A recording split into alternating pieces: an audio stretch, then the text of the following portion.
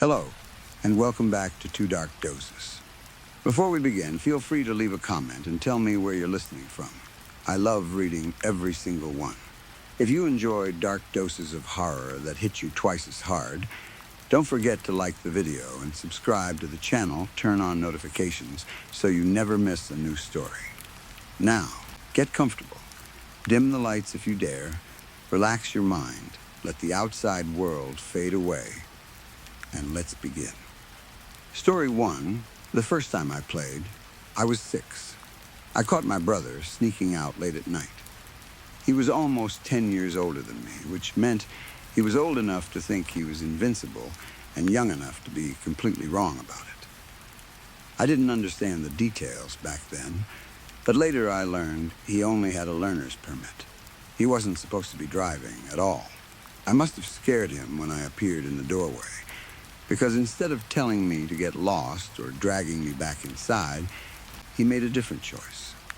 He looked at me for a second, like he was calculating risk, then jerked his head toward the car and said, "Get in."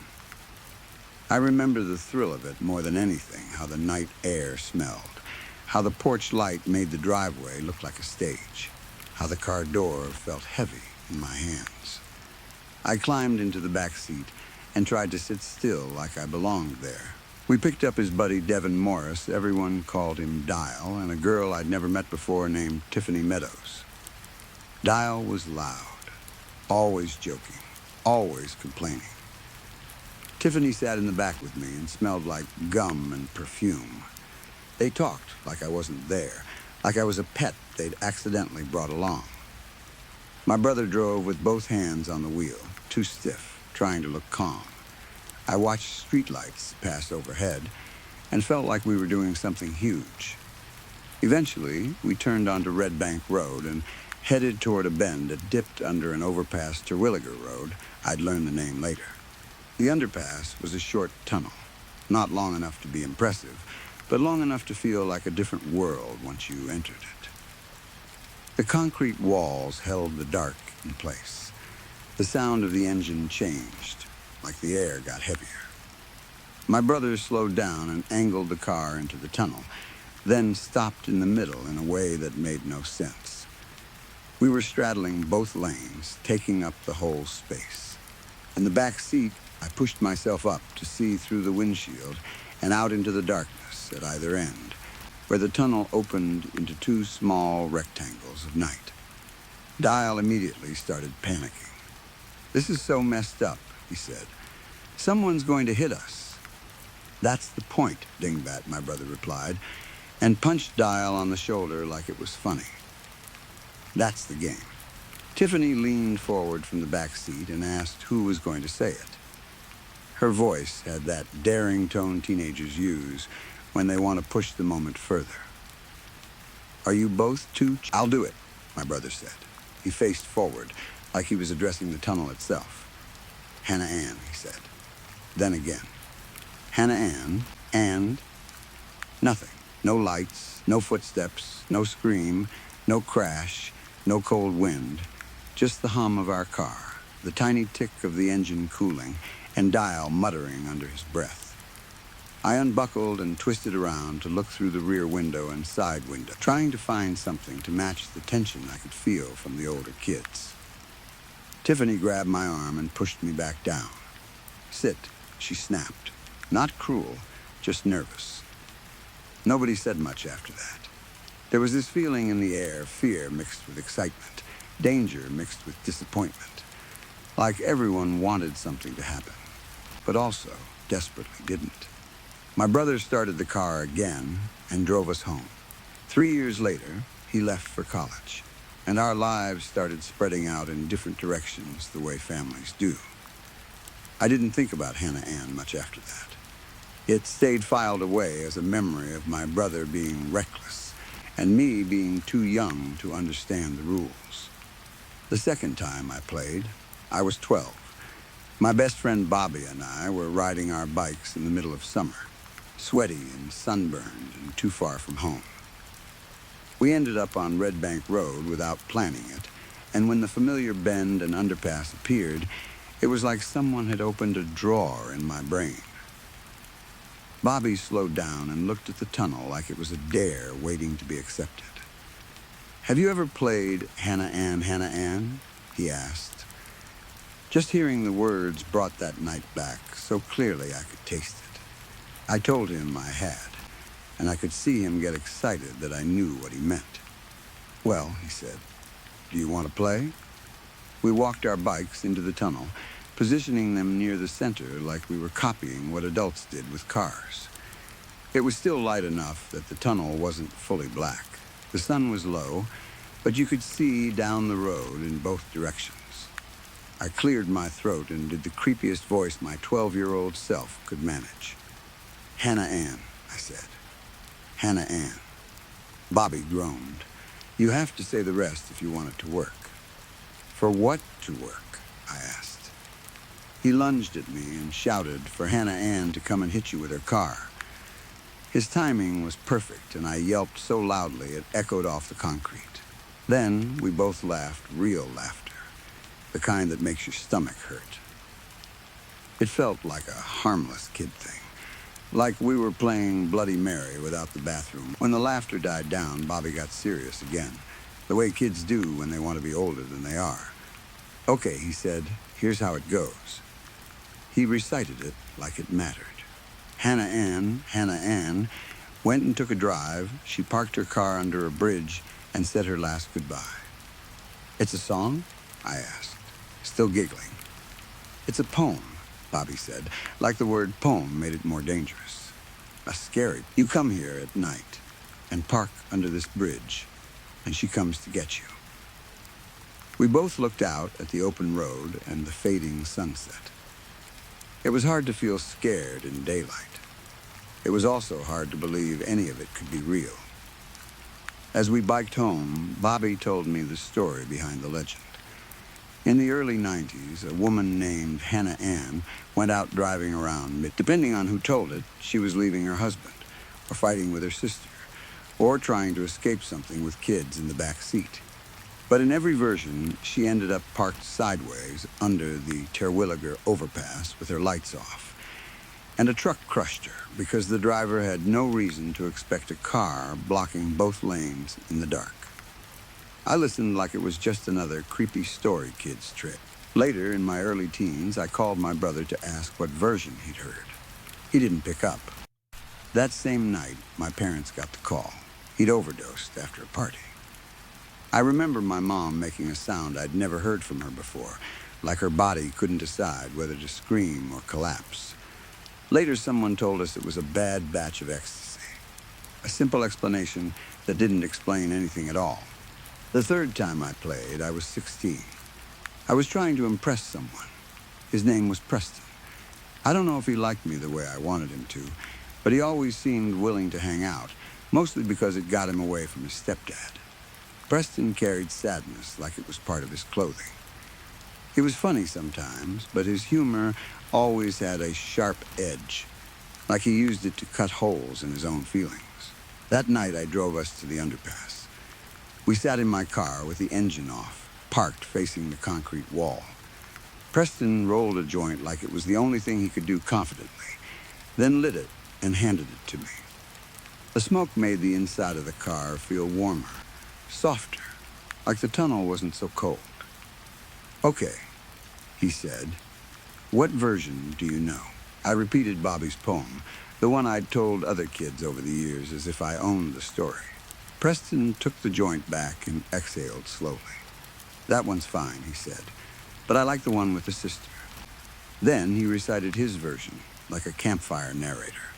Hannah Ann knew she couldn't stay, so Hannah and her sister Anna tried to run away, but Hannah's car stopped and stalled under the overpass until her husband's truck caught up and killed them in the crash.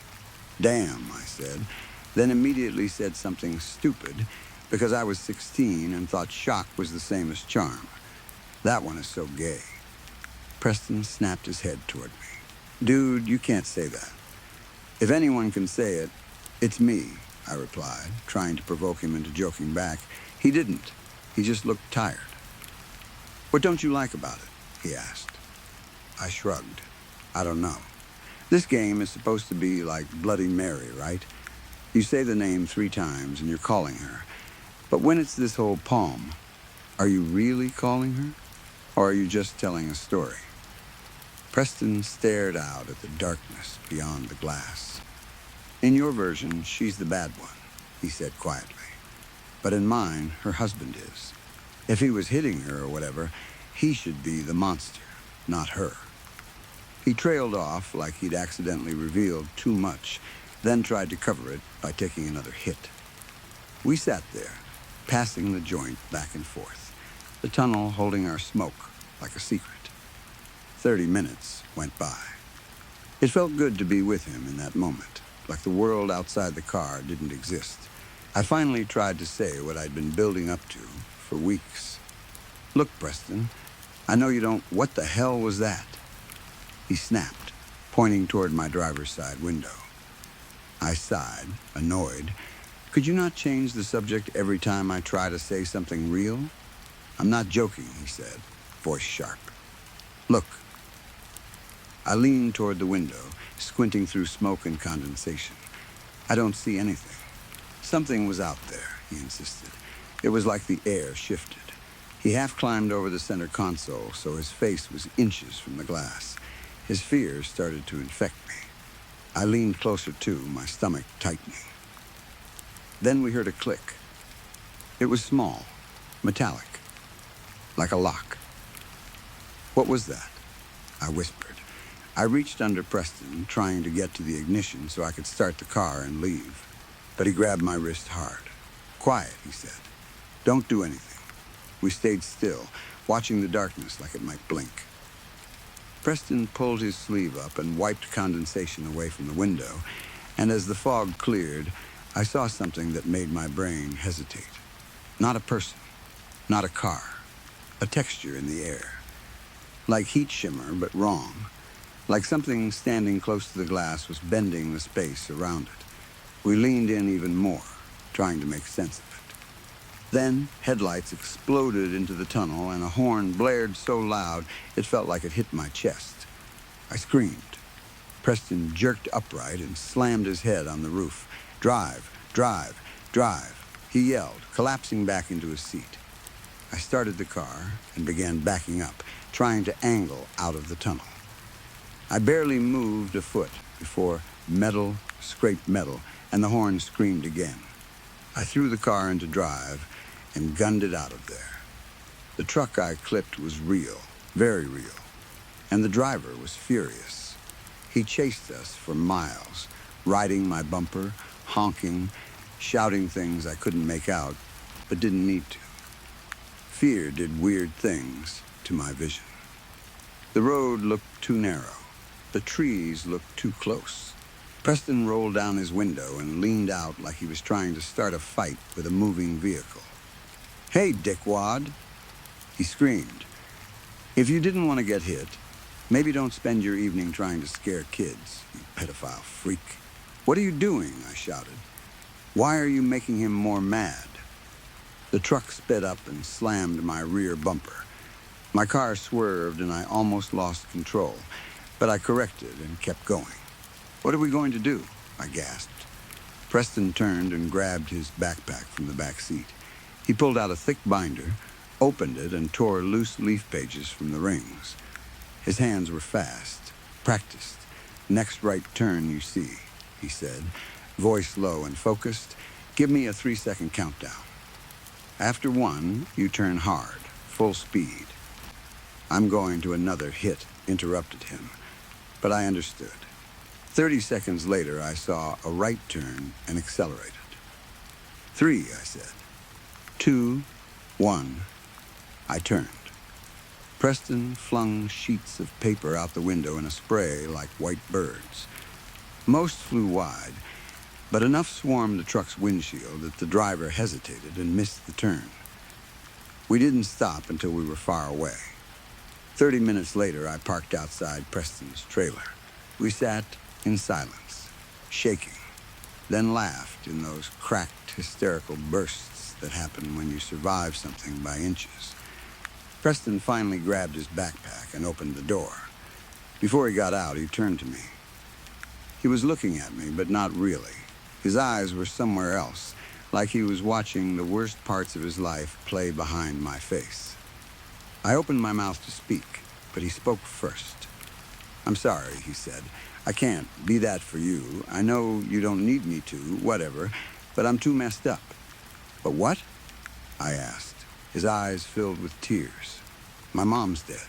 My sister's dead. My stepdad hates me. And I can't even look the only person who's ever been nice to me in the eye. Preston, I don't need you to." "Don't," he snapped. "I can't. I can't be your friend or anything else. Don't come by anymore." He slammed the door and walked away without looking back. The fourth time I played, I was on the way to my bachelor party. Years had passed. Life had turned into the usual adult thing: jobs, bills, routines, pretending you're okay. My friends and I were driving out of town toward a cabin in the mountains. I was in the passenger seat. My best friend Daniel was driving. My college roommate Chris was in the back seat, and so was Preston. That part needs explaining because it still feels unreal to write. Preston had drifted out of my life after that night when I was 16, but years later we reconnected in small, cautious ways. Not close, not like before, but present. The kind of presence that means old pain never really healed, it just got quieter. We were laughing, teasing each other, trying to keep the mood light. "You know what we should do before we go?" Preston said from the back. "Play Hannah Ann." I rolled my eyes. "We're not doing that. We're already behind." "What's Hannah Ann?" Daniel asked. "Already Googling," Chris announced, thrilled to use the phone he'd recently upgraded to like it was magic. "It doesn't matter," I said. "We're not playing. Come on," Preston pushed. I tried to get Kelsey to play once, but she was too scared. "You ever get Greg to play?" "No," I said. "And Greg's a city man. He's not built for farm road ghost games." Preston laughed. "Hey, I'm trailer trash, not farm trash." Chris made us sound like he'd found treasure. "I've got something," he said. "Man, this is insane. I can look up anything." We groaned, but Daniel told him to read it. Chris read from his screen as Preston gave Daniel directions to the under. On the night of December 5th, 1991, Hannah Andrea Garrels, more commonly known as Hannah Ann, left her home in Banks, Oregon. Her husband, Tim Stanley Garrels, last saw her around 11 p.m. Tim claimed Hannah told him she was leaving him and going to her sister's house in a neighboring county. According to the police report, Hannah lost control on black ice, where Red Bank Road passes under Terwilliger. It was unclear why she remained in her car. She may have been unconscious or unable to restart the engine and felt safer staying inside in the freezing cold. At 1 a.m., Hannah's sister Daisy Lee Helper grew nervous and went looking for her. In a tragic coincidence, Daisy drove her boyfriend's truck the same route Hannah had taken, entering the underpass from the opposite direction. Daisy crashed into Hannah's car. Both women were killed. The autopsy revealed Hannah was pregnant with twins. No criminal charges followed. Hannah and Daisy were buried at Banks Hillside Cemetery. When Chris finished, the car went quiet for a moment. "God," Daniel said. "That's awful it is," I said. "And now it's turned into a game kids play at night, like it's a joke." Preston leaned forward and poked my shoulder lightly. "Once upon a time, you were into this. Don't remind me," I said, even though I smiled. We pulled up near the Terwilliger underpass, and Daniel parked on the shoulder just before the tunnel. He looked back at us. "So what do we do?" Preston sat up like he was taking the lead. We drive in, turn the car sideways under the bridge, and say the call. Daniel frowned. "That's messed up." "No," Preston said. "Confident, this road's out of the way. The only people who come here are kids doing the same dumb thing." I thought about the truck driver from when I was 16 and didn't argue, because I didn't want to relive that out loud. Chris, still scrolling, said he found a bunch of chants. "This one is creepy," he said, and started reading before I could. Hannah Ann, come and lock us in. Have your sister roll the windows. Have your kids close their eyes. Tell your husband not to stop, and tell the devil, welcome in. That doesn't even rhyme, I said automatically. And then, as if the tunnel itself had been waiting for the last word, the doors locked. All 4 locks hit at once. A sharp mechanical click. Then, the heavier sound of the car's system engaging like it had been commanded. I laughed because it had to be a joke. Okay, not funny, I said, and the windows were already up. Which one of you did that? I didn't, Daniel said quickly. Chris lifted his hands like he was innocent. Preston shook his head, but he wasn't laughing. A few seconds later, the inside lights shut off. The car went dark, and suddenly the windshield was just a black rectangle framed by concrete. I see something, Preston said. Not again, I thought, but my skin prickled anyway. We all leaned toward his side, scanning the darkness outside the driver's window. I tried to focus my eyes on anything, any shape, any motion. I was about to ask him what he meant when I realized my seatbelt wouldn't release. I'm stuck, I said. Chris and Daniel both tried theirs at the same time. Neither budged. Chris reached over and pressed Preston's buckle. Nothing, Chris swore. Some game. I thought she was an urban myth. Maybe she is, Preston said, voice low, still staring out the window. But that chant didn't just ask for Hannah Ann. It asked for the devil. You welcomed him. I felt my throat tighten. I looked at Daniel. I looked at Chris. Then I looked back at Preston. Hey, I said carefully, what did you see out there? Something, Preston started, then stopped. Something what? I pressed. Dude, what did you see? 30 seconds passed, and the silence felt crowded. Then Preston whispered something under his breath. Preston, I said, fighting my own shaking voice, what did you see? Red, he snapped. And the way he said it wasn't his voice. It sounded rough, gnarled, like someone else had grabbed his throat and used it. He whipped his head toward me while his body stayed facing forward. His eyes glowed yellow. When he bared his teeth, his gums were rimmed with bright red blood. All 3 of us screamed at once. Then the locks clicked again. The seatbelts released like nothing had ever been wrong. We tumbled out of the car, falling and scrambling onto the rough ground outside the tunnel. Daniel and Chris ran and didn't stop. Their footsteps faded up the road. I ran too, then stopped and looked back. Preston was still in the back seat. He looked normal again, like a switch had flipped. He stared down at his hands like he didn't recognize them. Preston, I shouted, we need to get out. Now, he lifted his eyes to me, panicked and helpless. I can't. I felt a surge of anger because fear always looks for somewhere to go. I don't need another I can't speech from you, I snapped. Just unbuckle and get out. Chris and Daniel were yelling from the roadside, calling my name, telling me to move. I stepped toward the car anyway, because the part of me that still cared about him was louder than the part of me that wanted to survive. Preston, I said, trying to make my voice softer, trying to reach him. Please unbuckle, come with me. The yelling behind me got frantic. A word formed in my mind like a warning sign lighting up. A vehicle was coming. I could hear it now. A distant engine. A rush of tires on road. Preston, I said, voice breaking, you have to get out. A car is coming, okay? I started to move closer, but Chris grabbed my shirt and yanked me back hard enough to choke me. We need to get out of the tunnel, he gasped. I stumbled backward with him, still screaming Preston's name. Please, I shouted. Preston, please, get out of the car. Daniel was farther up the grass, waving his arms like he could stop whatever was coming with motion alone. It's coming, he screamed. Then it happened. Headlights swept into the tunnel. Chris dove into the grass.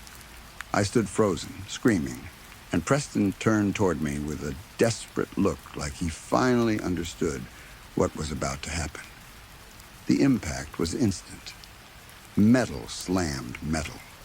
The sound filled the tunnel like thunder trapped in concrete.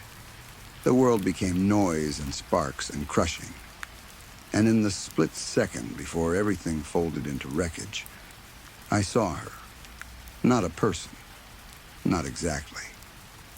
A bright red figure straddled Preston's lap, covered in patches of coarse black fur like burned velvet.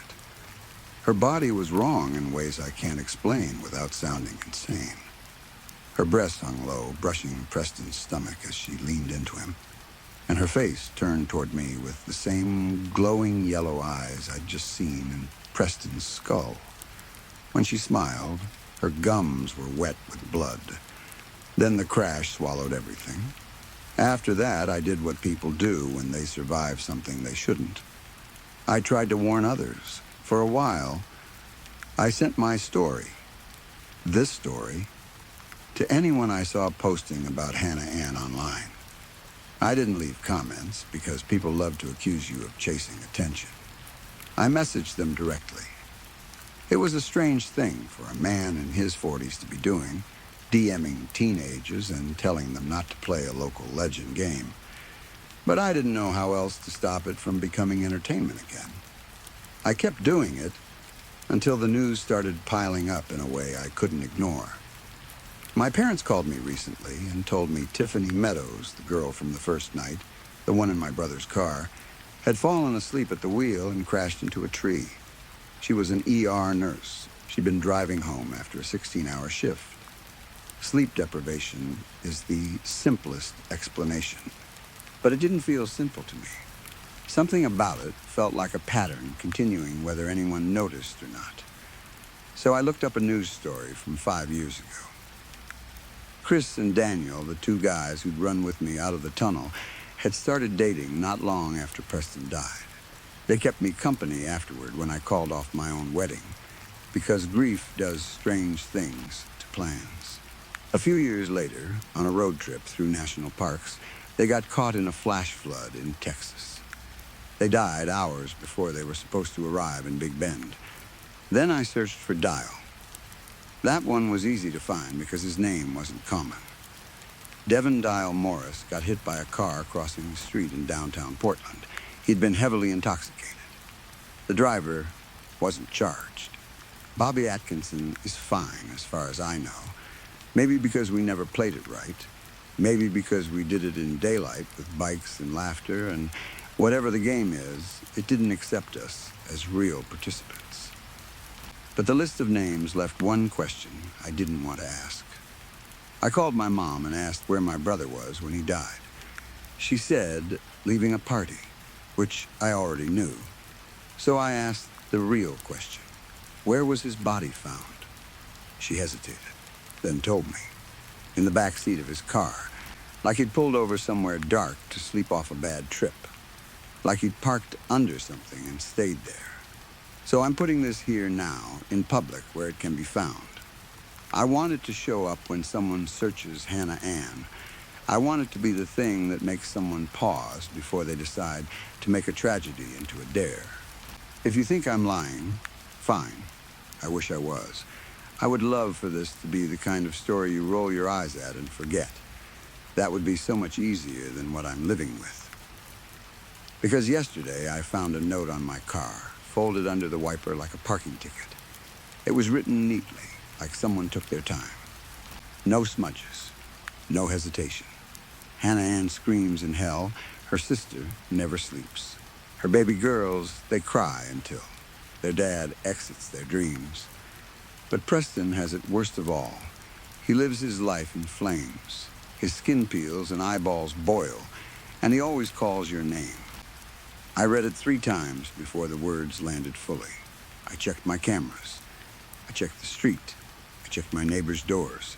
I checked my hands like somehow I'd written it myself and forgotten. Then I did the one thing I've learned matters.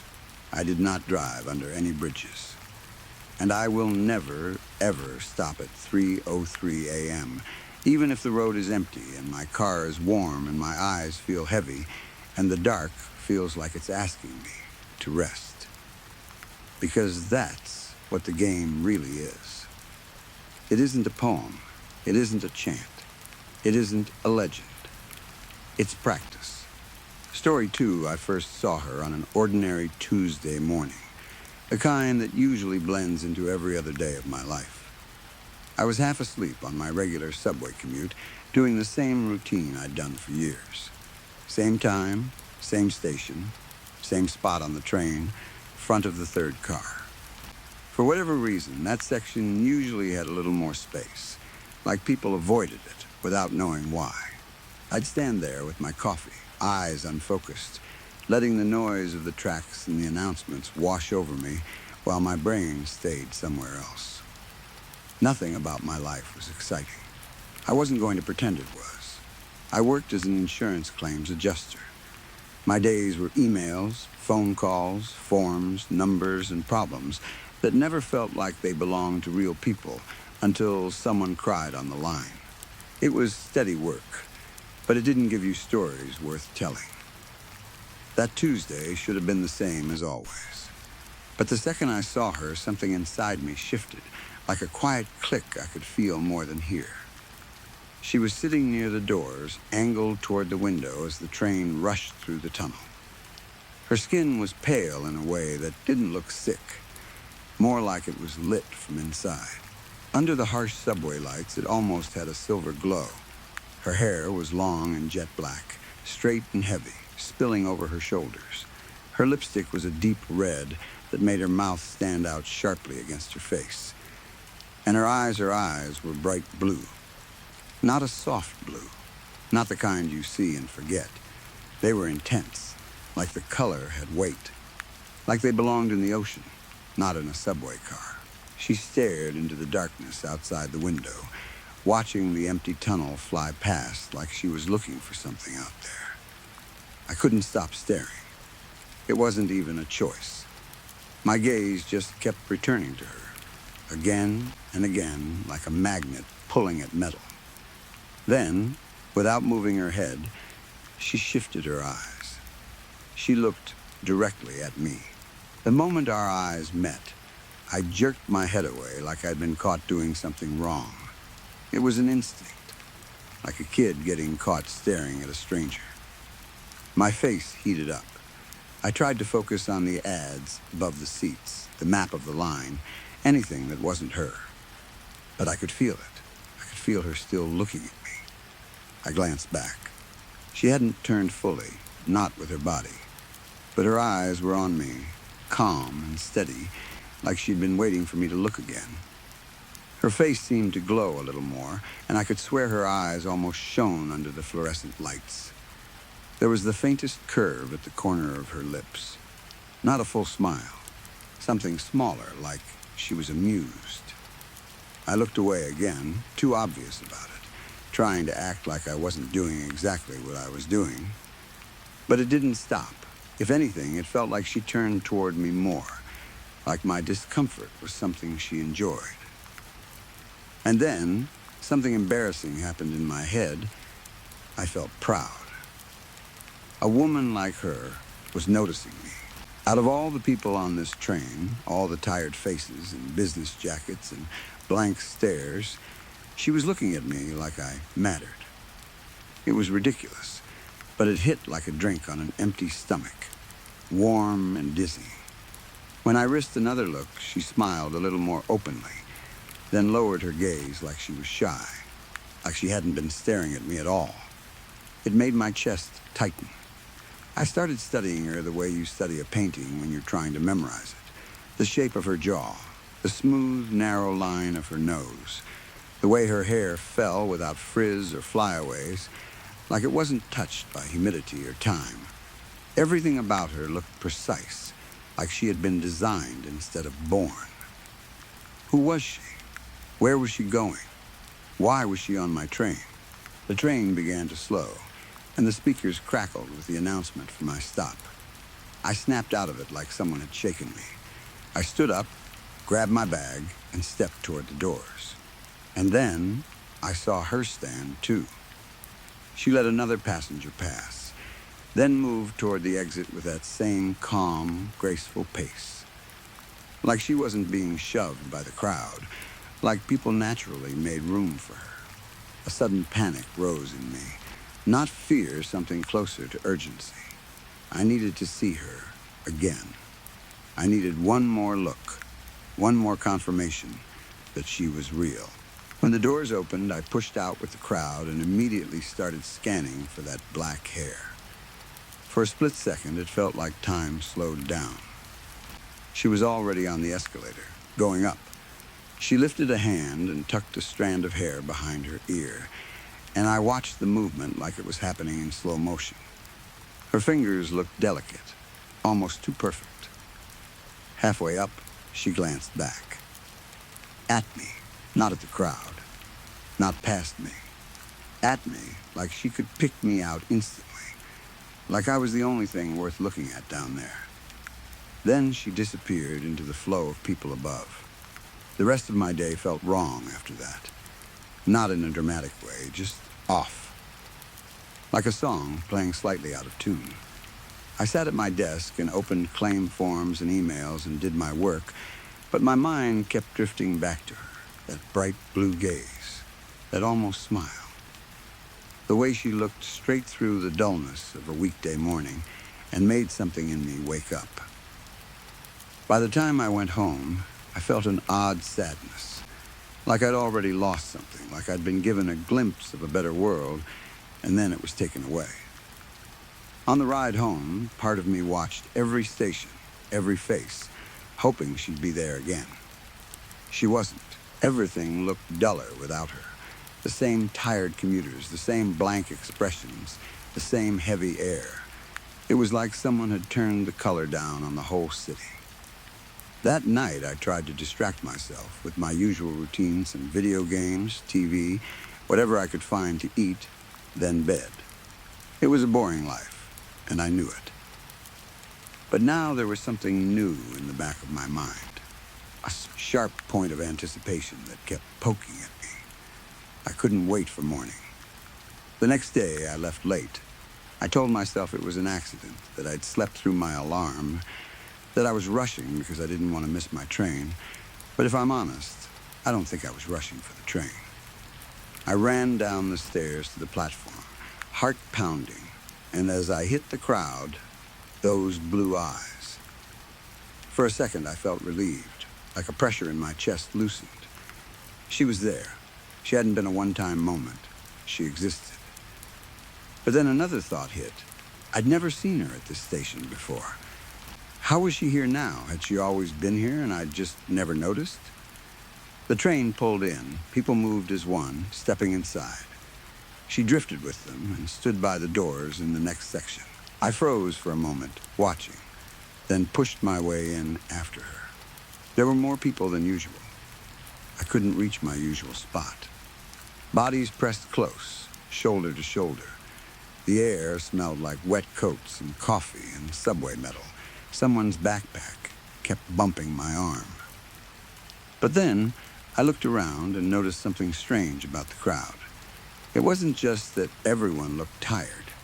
It was that everyone looked empty, like gray shapes moving from point A to point B. And in the middle of all that, she was the only thing that felt alive. And she was looking at me again. Our eyes met. It felt like her gaze was searching for mine, like she'd been scanning the crowd until she found me. Heat rose in my face, and for a second the noise of the train faded. The crowded car didn't feel real. It felt like we were somewhere else, somewhere private, where the two of us were the only people in the world. It lasted maybe a second. That's all. But it stuck to me like glue. I don't know why, but I smiled at her. A small, involuntary smile, like my body did it without asking me. She looked away, and for a moment she seemed shy, like she wasn't sure she'd been caught. Then, my mind, always ready to ruin things, hit me with a thought. What if she wasn't smiling at me at all? What if I was misreading everything? Great, I thought. I'm making a fool of myself on the subway like a teenager. What kind of world is this where someone like her is actually interested in someone like me? And why would she even be single?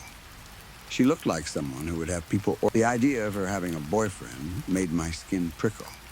Not jealousy exactly, more like a sick fear of being embarrassed, of discovering I'd built a fantasy out of nothing. I looked away, feeling stupid.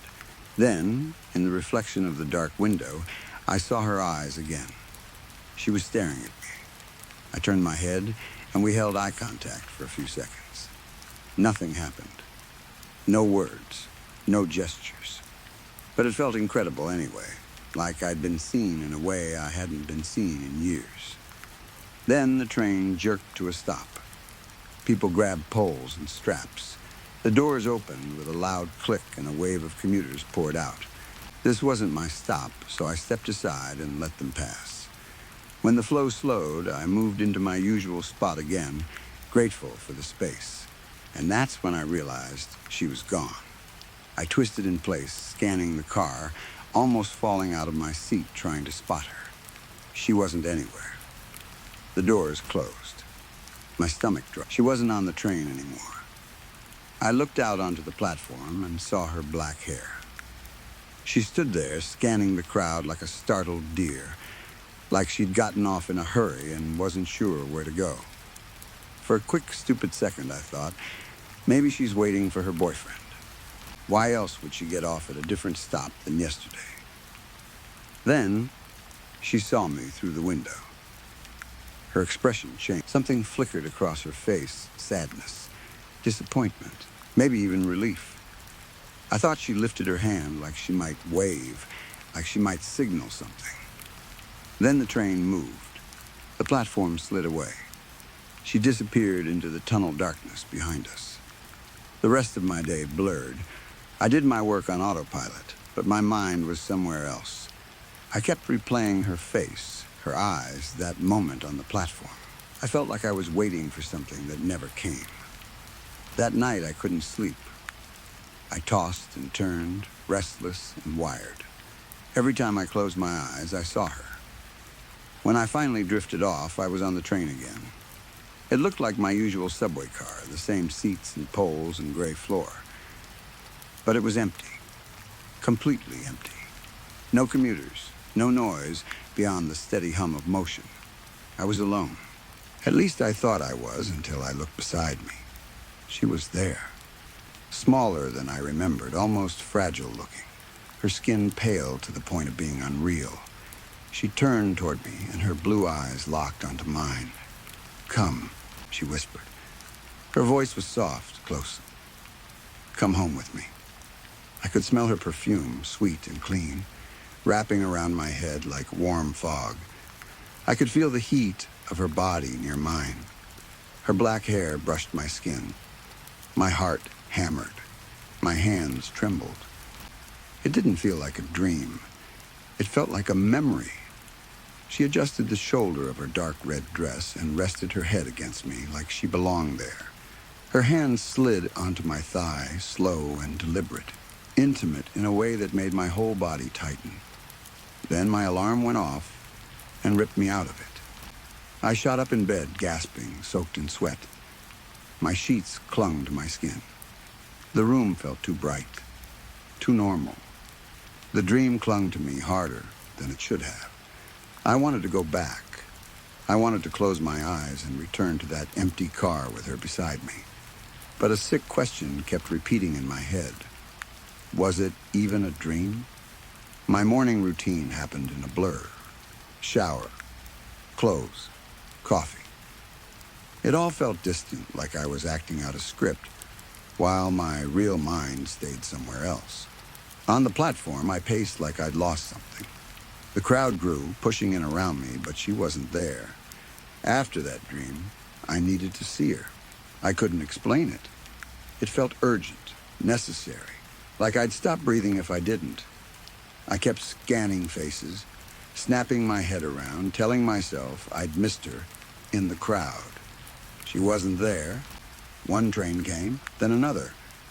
I let them both go, telling myself she was just late, that she'd show up any second. She didn't. By the time I finally got on a train, I was already late for work and my mood was wrecked. It felt like the one small, bright thing in my life had been taken away, and I didn't know why it mattered so much, but it did. On the ride, I stared straight ahead, barely seeing anything. I just wanted another glimpse, just 1 second of those eyes. When I got off at my stop, I drifted with the crowd, staring at legs and shoes, barely lifting my head. Everyone looked the same. Everyone moved like they were stuck in a loop. Then something cut through it. A scent, soft and sweet, like her perfume from a dream, but stronger now. Real, it slid into my nose and went straight into my brain, pulling hard on something behind my thoughts. My head lifted instantly. Hope flooded me so fast I felt lightheaded. I looked around, trying to find where it was coming from. And there she was, near the escalator, standing still while the crowd flowed around her. People didn't bump her. They didn't brush past her coat. It was like they instinctively kept distance, like they felt something without understanding it. She wore a light brown coat that fit her perfectly, outlining her slim figure. Her hair was black as ink. Her blue eyes stood out like bright glass in a room full of gray. She looked excited, like she'd been waiting. And then her eyes met mine, and I saw it clearly relief. Like tension drained out of her face the moment she found me. She had been waiting for me. I moved up the escalator, and the closer I got, the more certain I became. I didn't care how I looked. I didn't care about work. I didn't care about anything except reaching the top and speaking to her, hearing her voice, proving she was real. When I reached the top, I turned and waited for her to come up behind me. And waited. Minutes passed. People kept rising up in a steady stream. I watched every face. My fingers worried at my nails. My heart beat too fast, like I'd run up the stairs. She didn't appear. I stepped back toward the escalator entrance, scanning again. Nothing. Just strangers. Just gray faces. My phone rang and jolted me. "Zek, where the hell are you?" My boss, Derek, snapped. "You were supposed to be here 30 minutes ago. We have a meeting." "Oh," I said, still staring at the escalator like she might appear if I stared hard enough. "I'm on my way. I ran into something. I'm coming." I stayed a few seconds longer, waiting for her. She never came. Finally, I turned away and stumbled to work, disconnected from reality. I was almost an hour late. I sat at my desk and stared at my monitor like it was a wall. I barely worked all day. My mind kept replaying the same images, her red lips, her blue eyes, her black hair, the way she looked relieved. I felt like a man being pulled by a hook, dragged forward without understanding why. When lunch came, I told myself I'd go grab food. I went to the subway station instead. I stood on the platform and waited, scanning every train that arrived, hoping she'd step out, hoping I'd see that coat, that hair. I didn't buy anything to eat. I didn't even notice the hunger until my stomach. I went back to work empty-handed, telling myself it didn't matter. After work, I stayed near the station until it got dark, sitting on a bench like some kind of stray dog, watching commuters pour out, hoping she'd show up on her way home. She didn't. By the time I walked home, my head hurt from thinking. Questions pounded behind my eyes. Did she change routes? Was she with someone else? Was she real? Was I losing my mind? When I got into my apartment, I collapsed on the couch and just sat there. I was exhausted, but I couldn't rest. I couldn't eat. I couldn't sleep. All I could think about was her. By morning, I was dizzy. The world felt blurred and far away, but I still got up and went out. Not because of work, because it was morning and I had to. The crowd was smaller than usual, or maybe I was just too exhausted to notice. I stumbled down toward the familiar entrance, squinting, searching. She wasn't there, and the train didn't come. I waited and waited, confusion rising. I looked up at the display. 8 minutes until the next train. 8 minutes? It usually ran every 2 or 3. Something felt wrong, but my brain was too foggy to grab onto it. I pulled out my phone. The battery was almost dead, and the date on the screen punched through my haze. Saturday. I didn't even have work today. When did it become Saturday? How many days had passed while I'd been wandering, waiting, looking for her? That realization should have scared me. It should have shocked me into going home, into sleeping, into calling someone. Instead, I wandered around the neighborhood like it was normal. Sometimes I went home, sometimes I drifted back toward the station. Hours, the days smeared together. My whole weekend became one long search, one endless loop of standing near subway stairs and watching faces, convinced she'd appear if I waited long enough. She never did. I stopped eating properly. I drank water when I remembered, when the thirst got too sharp, but even then my mind kept screaming the same thought. While I'm here, she might be out there. She might be walking by the station. She might be coming down the stairs. I might miss her. So every time I went home, I'd rush back out again. I lost track of what day it was, lost track of time, lost track of myself. Then one morning I looked down at my clothes and realized they were filthy, stained, damp with grime. I smelled like sweat and old subway air. I had no idea when I'd last changed. My hair felt matted. My face in a dark window looked hollow. And yet some broken part of my mind decided calmly that I should go to work. So I grabbed my briefcase half empty. Papers bent and joined the crowd. People moved away from me on the platform. They stared, then looked away quickly. Some rolled their eyes like I was a problem they didn't want to deal with. To me, it felt like another normal morning. Then the train, and she was on it. It was like a beam of light cutting through the dull gray world. Her black hair stood out inside the car. Her red lips looked brighter. Her blue eyes found me instantly, and when they locked onto mine, my body moved without waiting for permission. I don't remember who I shoved past. I don't remember whose shoulder I pulled. I only remember that a second later I was inside the car, standing right in front of her. The crowd pressed us close. I could smell her, that sweet perfume, and it hit me like a drug. She didn't look directly at me at first. She stared past me like she was focused on something else, like she wanted to make me work for it. My mind went blank. No smooth line, no clever opener. Just panic and need. Hey, I managed, leaning closer. We ride the same train a lot. I've seen you around. Do you work near here or something? She didn't answer right away. She turned her eyes toward me slowly, letting me sit in the silence. I said, trying to fix it. I've seen you around here before. Where do you work? I don't work around here, she said. Her voice was soft and light, almost musical. The sound of it made my chest ache. It was exactly what I'd imagined, and somehow that terrified me. Oh, I said stupidly.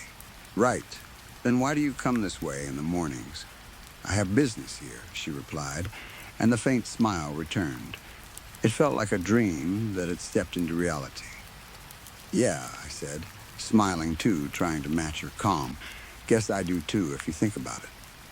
We both laughed quietly, or maybe only I laughed and she allowed it. The train began to slow. I'm getting off here, she said. Me too, I blurted without thinking. I was heading this way anyway. Her smile deepened slightly, like she'd expected that answer. When the train stopped, the crowd shifted, and we moved with it onto the platform. She stumbled a little in her heels. I caught her by the arm. You okay? I asked. Yeah, she said, breathing out softly. These stupid shoes. Thank you for catching me. Walking beside her felt unreal, like I'd stepped out of my life and into someone else's. People stared as we moved through the station together, and I felt something ugly and proud rise in me. Men looked at her. Women glanced over and then away. I imagined envy where there might have been none. I felt like I'd won something. We rose to street level, and she turned her head slightly. "Where are you heading next?" she asked. That was when I realized I wasn't at my usual stop. I had no idea where we were. The streets looked unfamiliar. I should have felt alarm, but I didn't. It didn't matter. Not with her beside me. "I guess wherever you're going," I said, trying to sound casual. "I've got time. I can walk you for a bit." "Oh, what a gentleman," she said with a soft laugh, and ran her gloved hand along my arm. "Come on, then." We walked a few blocks. The morning crowd thinned, the noise of the main street faded. I followed her without asking questions, floating in a warm haze that made everything feel safe and slow. I didn't even notice when we turned into an alley. Trash bags sat piled against brick walls. The air smelled like rotting food and damp paper. The ground was slick in places. The world felt suddenly colder. She stopped and slipped her arm out of mine. I turned to her, confused, still smiling like an idiot. Her expression was different now. Serious, her blue eyes looked brighter, but not in a beautiful way. They seemed to move, like waves shifting under ice, like the ocean pulling you under. "My dear," she said. But her lips didn't move. I heard the words clearly anyway. They were inside my head, soft and calm, like a voice you'd always had. "Give yourself to me." My mouth went dry. What do you want?" I asked, and my voice came out shaking. She didn't answer aloud. She stepped closer. Her hand pressed against my chest, so light it barely felt like touch, and yet it was cold in a way that made my skin tighten. Her eyes studied my face like she was reading something. Then the perfume hit me again. Sweet, intoxicating, but in the alley it turned wrong. Rotting, sick, mixed with the garbage smell until I couldn't tell where one ended and the other began. My knees buckled. I was on the ground before I understood I was falling, landing on something wet and crinkling a trash bag that shifted under my weight. The world tilted. The alley spun. My body wouldn't respond. My arms wouldn't lift. It was like my muscles had been unplugged. The haze was gone now. The dream feeling was gone. She stood over me, and I could still see the beauty, but it no longer comforted me. It was a mask that didn't fit right once you knew it was a mask. She pulled off one glove. Her fingers were long and black. Not like gloves, not like nail polish. Like her skin had turned into something darker and harder, and the nails were too long, too like claws that had been shaped to look elegant. I tried to scream. Nothing came out. She knelt beside me with slow patience, like she had done this many times. Her pale skin shimmered faintly. Her eyes flickered. I could see now that they weren't warm blue. There was something moving behind blue, something deep and hungry. She placed one hand on my jaw and squeezed, forcing my mouth. With the other hand, she guided one black finger toward my throat. I felt the tip slide in. Then pain sharp, tearing pain as the nail scraped down deeper, cutting me from the inside. I gagged, but my body still wouldn't move. I couldn't push her away. I couldn't even turn my head. And then something worse happened. It felt like something inside me was being pulled out. Not flesh, not something deeper than that. Something I didn't have a name for. Like she had found a thread inside my chest and was drawing it out with one slow, practiced motion. It lasted maybe a second. She pulled her finger back out. Tears poured down my face. I couldn't stop them. My throat burned. My mouth trembled. A small, glowing blue droplet slid out between my lips. It hung there for a moment like a bead of light. Before it could fall, she caught it on her fingertip. She held it up, inspecting it, and for the first time she looked satisfied in a way that made my stomach turn. Then she tipped her head back and swallowed it like it was a sip of water. "I'm sorry," she said, and this time her lips did move. Her voice was almost playful. "But this is what keeps me alive. My dear, my body was still locked up. Frozen, my chest rose and fell shallowly. Inside my head, something had gone quiet.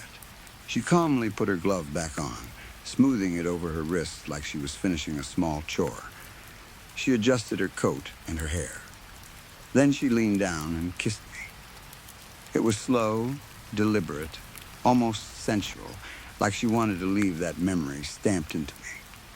Her lips were cold. Then she stood up and walked away down the alley, heels clicking softly, like she had never been there. I don't know how long I lay there. I don't know when my muscles started working again. I only remember eventually crawling up, shaking, my throat raw, my mind blank, in a way I couldn't explain. When I finally stumbled out of the alley, I expected the longing to hit me again. I expected panic, rage, fear, anything. But it wasn't there. I didn't feel the need to run back to the subway.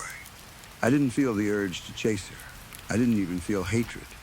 I felt empty, like a hollow shell walking around in a human body. Somehow, I made it back to my apartment. Inside, everything looked wrong. The place was a mess, like I had been living there without being present. Dirty dishes, clothes on the floor.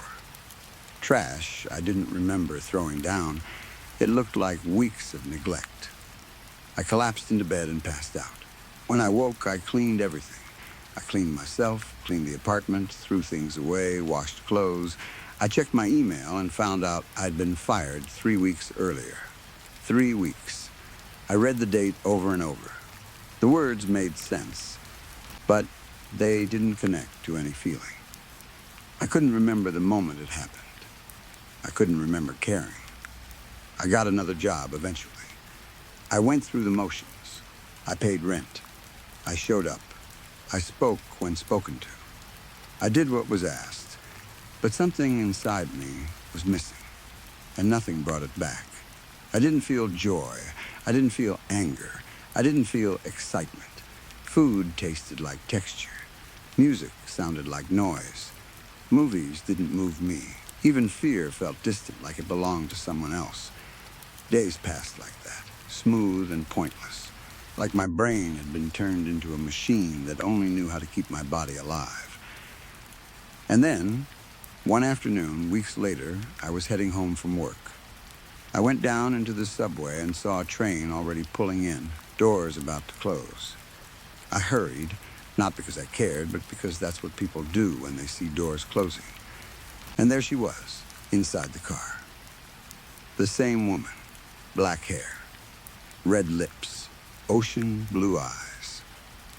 For a moment, my body remembered, even if my mind didn't. I felt the air turn colder around me. I watched her the way I used to, waiting for the obsession to ignite again. It didn't. She didn't recognize me. Or she did, and it didn't matter to her. Her gaze slid past me like I was just another shape in the crowd. She was watching someone else, a heavy-set man standing near the pole, staring at her with open, desperate hunger, the same look I must have worn without realizing it, the same helpless hope, the same need to be noticed. The doors closed. The train moved away. I stood on the platform and felt nothing at all, not even when I understood exactly what was about to happen to that man, and exactly why he wouldn't be able to stop it. Not even now. Story 3, I have been told by law enforcement to write down everything I remember from the past few days for official documentation. I want to start by saying clearly and for the record that I am not responsible for what happened to Bobby. I was not even working that day. I know that probably does not matter much now, since the police are already involved and everyone seems to have made up their own version of the story, but I need it written down before I explain the rest. Whatever happened to him, whatever he did, or whatever someone thinks he did, I had nothing to do with it. I only saw what I saw here at the library, and I am going to describe it as honestly as even if parts of it sound impossible. My name is Melanie Potter, and I have worked at the Hillvale Public Library for about 7 years. I first started in 2019, right before the pandemic hit, as a part-time shelver. Back then, my job was simple. I put books back where they belonged, helped straighten the shelves, answered basic questions when patrons looked lost, and tried to stay out of the way of people who had been working there much longer than me. This past fall, I graduated from library school with my master's degree, and in January of this year, I was hired as the children's librarian.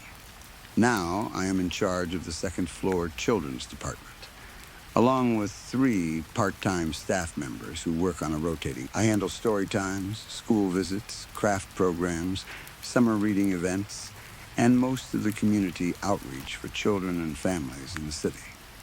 I love my job, even when it drains me.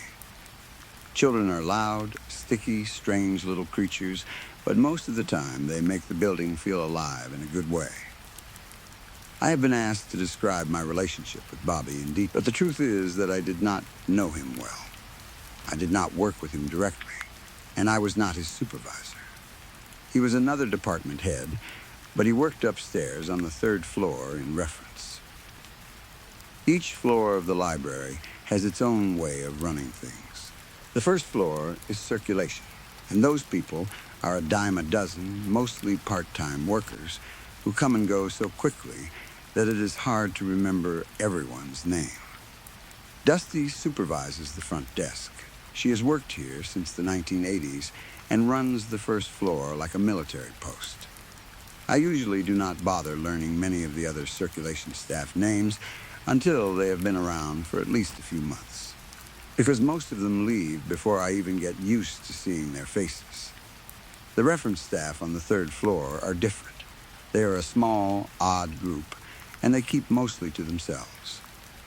Bobby fit in with them well enough. Quiet, awkward, a little hard to read, but not someone I thought much about before all this happened. The library itself was built in the 1970s, and it feels like it. The elevator is ancient, slow, and broken half the time, so most of us use the central staircase that runs all the way from the main lobby to the 4th floor, where the administration offices are. The stairwell has this strange decorative wall made of mirrors framed in brass. The mirrors run up along the stairs, floor after floor, catching reflections from odd angles. I have never liked them. I know that sounds silly, but from my first week in the building, those mirrors made me uncomfortable. It always felt like if I looked into them too long, I would see someone standing behind me. Not a patron, not a coworker, just someone. Even in the middle of the day, when the library was full of people and sunlight came through the front windows, I kept my head down whenever I used those stairs. I watched my shoes and the steps below me, and I avoided looking at the mirrors as much as I could. That was actually how I met Bobby. I think we were both doing the same thing, looking down and avoiding the mirrors, because we collided somewhere between floors after turning one of the corners near the railing. I remember hearing him muttering to himself before we bumped into each other. That was what made me look up. He was carrying a small lunch bag and a thermos. When we hit, everything fell. The bag opened, the thermos bounced, and soup splattered along the stairs and down the front of my shirt. It was only my second day at the library, so I was embarrassed and trying not to look upset. Bobby apologized over and over, almost too much, but he had trouble meeting my eyes even after he had picked everything up. He looked nervous, like he expected me to yell at him. Eventually, he flagged down one of the janitors who was mopping near the 3rd, then hurried upstairs before the conversation could go any further. I told myself he was shy and let it go. I went to my office and spent 20 minutes trying to blot soup out of my shirt with paper towels from the staff bathroom. After that, I barely saw Bobby for a couple months. Our schedules did not line up often, and our departments were on different floors. When I did pass him, it was usually quick. A nod in the stairwell. A quiet hello near the staff mailboxes. Nothing worth remembering. The next time I really noticed him was about a week ago. I had gone up to the third floor because the book sale room is located there.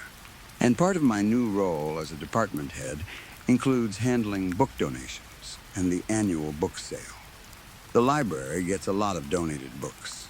Some of them are useful and can be added to the collection after being cataloged. Some are set aside for the annual book sale, and the money we make goes toward buying new materials or funding programs. And then there are the books we quietly get rid of because they are damaged, moldy, disgusting, outdated, or just not something anyone should be touching. When I walked onto the third floor that day, I saw Bobby sitting at his desk. He was talking to himself, low and fast, and he kept glancing back toward the shelves behind him. At first, I thought he was on the phone, but he was not wearing a headset, and there was nobody standing nearby. When I followed his gaze, I could have sworn I saw a pair of eyes peering at him from behind a row of books. Just eyes, low and still, between the spines. I stopped for a second, but then Bobby laughed under his breath and shook his head like he had caught himself being ridiculous. I decided it was probably some prank, or maybe one of the reference staff messing around, and I let it go. People who work in libraries can be stranger than patrons sometimes. I went into the book sale room and found the donation bin sitting near the door as usual. The room smelled like old paper, dust, cardboard, and the faint, stale odor of books that had spent too long in basements. Right on top of the pile was a book that immediately stood out. It looked like someone had placed it there carefully, not tossed it in with the others. It was filthy. The cover looked like leather, but it was crusted over with grime and dirt. A metal buckle held the pages closed, and the whole thing smelled terrible. Mildew, wet paper, and something else underneath. I almost hate to say this in an official statement, but it smelled a little like old meat. Rotten meat. That was not as shocking as it should have been. People donate all kinds of things to libraries. We get boxes of books that smell like cigarette smoke, cat urine, basement mold, mildew, and sometimes food. I have handled books that smelled like pork grease, perfume, and once something I am still convinced was spoiled milk. So, while the book was disgusting, it was not completely outside the range of things I had seen before. I still did not want to touch it with my bare hands. I grabbed the gloves and trash grabber we keep inside the book sale room, pinched the thing with the grabber, and dropped it straight into the trash can. Later, I saw that trash taken out with the rest of the garbage. At the time, I did not think about it again. That changed 2 days ago. I came into work on Wednesday morning, and right away, I knew something was off. I am not usually the first person to arrive, even though I wish I were that type of person. I am always telling myself I will wake up early, get coffee, and start the day calmly. But most mornings, I am lucky if I arrive with my hair brushed and my shirt on the right way. So when I pulled into the parking lot and saw that my car was the only one there, I thought it was odd. Not alarming exactly, but odd. I told myself it was just one of those days. Maybe Dusty was running late. Maybe someone had called in sick. Maybe I had misread the schedule. I unlocked the staff entrance with my key and went inside. The first thing I normally do is enter my code on the alarm panel. I raised my finger to press the first button and stopped. The alarm was not set. The little green light marked disarmed was already glowing. The library was silent around me. Too silent in that heavy way large public buildings become when no one is inside. I knew from the posted schedule on the fridge that Bobby had been the last person working the night before. He usually worked Tuesday and Thursday nights until closing, and he would have been responsible for setting the alarm when he left. Bobby did not seem like the type to forget something like that. Still, I did not panic. Wednesdays are toddler storytime days, and my mind was already busy preparing for that. I needed to set up the room, check supplies, pull books, and mentally prepare myself to entertain a swarm of tiny children who would be practically feral with excitement. Honestly, the parents are sometimes worse than the children. The kids might lick the walls, chew on board books, scream over a puppet, or try to climb the furniture. But the parents stand there silently judging you for having to tell their child not to put the corner of a library book in their mouth. The germs alone make me shudder if I think about them too much. I was running through all of this in my head as I walked through the staff area. I came out from the small hallway that curves around and leads into the main stairwell, and because I was distracted, I forgot to look down. My eyes met my reflection in the mirror for just a second. The mirror there is angled in a way that gives you a wide view of the main lobby behind. I want it understood that I am not a jumpy person. I do not normally see things. I do not believe every shadow is a ghost or every sound is something supernatural.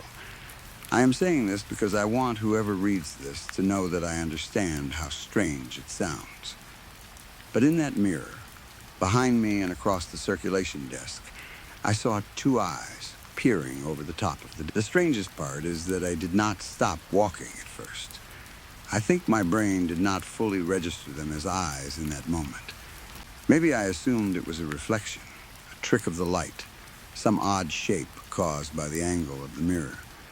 I kept walking until I reached the main circulation desk, and then my ears picked up a sound that made me stop. The front door was... Bobby's thermos was in the middle of the floor. I recognized it immediately. It was the same one he had dropped into me on the stairs months earlier, the one that spilled soup all over my shirt. It lay there, rolling back and forth slightly in the breeze, coming through the open door, making a small metallic clinking sound against the floor. That was strange, but it was not the worst part. There were footprints all over the lobby. They crossed the floor, went through the foyer, came toward the front desk, and then stopped, as if whoever made them had vanished into thin air. They did not look like Bobby's footprints.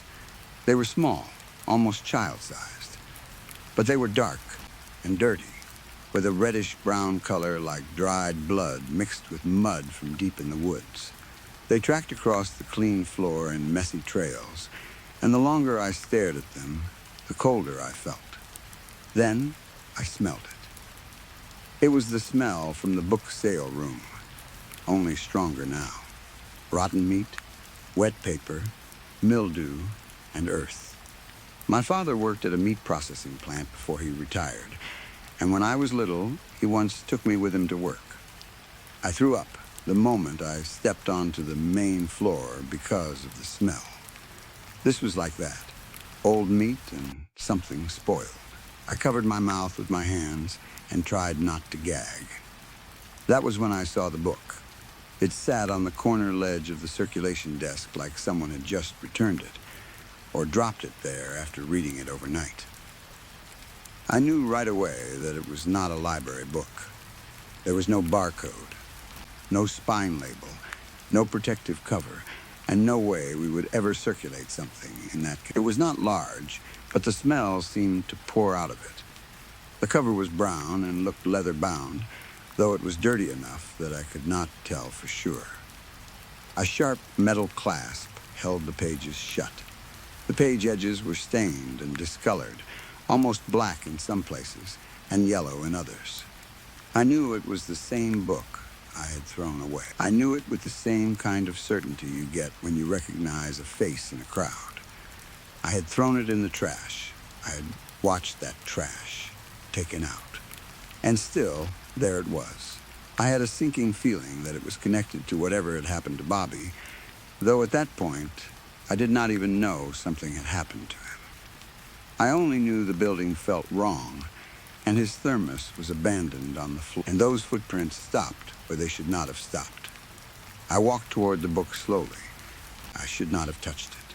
I know that now. I probably knew it then, too, but curiosity and fear can make people stupid. I leaned closer and ran one finger along the spine, trying to see if there was a title. There was something scratched into it, but it was hard to read. The letters looked like they had been carved there by something sharp, not stamped or printed. Maybe it said, A's Scary Stories. Maybe something else. I bent down for a better look. My finger made it halfway up the spine before pain bit into my skin. I pulled my hand back so fast I almost fell. There was a sharp red line across my finger, a paper cut, deep and ugly. But I had not touched the pages. I had only touched the spine. Something on the book had sliced me like the book itself had taken a bite. I know how that sounds. I know it sounds ridiculous. I shook my head and wiped my finger on the underside of my telling myself there must have been a sharp edge on the clasp or a splinter of metal in the cover. Then I heard footsteps behind me. The staff door closed with a loud thud. Voices echoed through the back hallway. Dusty rounded the corner, waved at me, and went into her office to turn on the lights. When I looked back, everything was gone. The book was gone. The footprints were gone. The front door was shut and locked. Even the smell had disappeared. I blinked and looked around the lobby, but there was no trace of anything I had just seen. I checked the floor. Clean. I checked the desk. Empty. I looked toward the front doors. Closed, locked, normal. I know what this sounds like. I know things do not just disappear. But I am telling you, that is what happened. When I took my hand out of my pocket later, even the cut looked different. It was smaller than it had been, almost like it was healing too fast, but still there. I held it close to my face and looked at it under the light. For a second, I could have sworn something moved under the skin. A tiny dark sliver shifted just beneath the cut, like something had crawled inside. Then, it was gone, or at least I could not see it anymore. Nothing else unusual happened that day. Story time went on as usual. Children screamed, parents judged, someone spilled juice on the carpet, and a toddler tried to eat a foam letter from the craft table. By the end of the day, I almost convinced myself I had imagined everything. Maybe I was tired. Maybe the odd morning and the unlocked alarm had made my brain fill in detail. Maybe I had seen the thermos somewhere else and remembered it wrong. That is what I told myself. Yesterday, I was out sick with a strange stomach bug I could not shake. My head felt foggy, my stomach twisted all day, and I could barely get off the couch. So I was not here when Bobby had his episode, or breakdown, or whatever the official term will be. I heard about it later. I heard he made a terrible mess up on the third floor.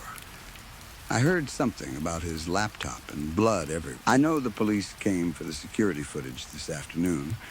I do not know what was on it, and I do not want to guess. I did get a strange phone call late last night, around midnight. The number was unknown. I did not answer because I was half asleep and still felt sick.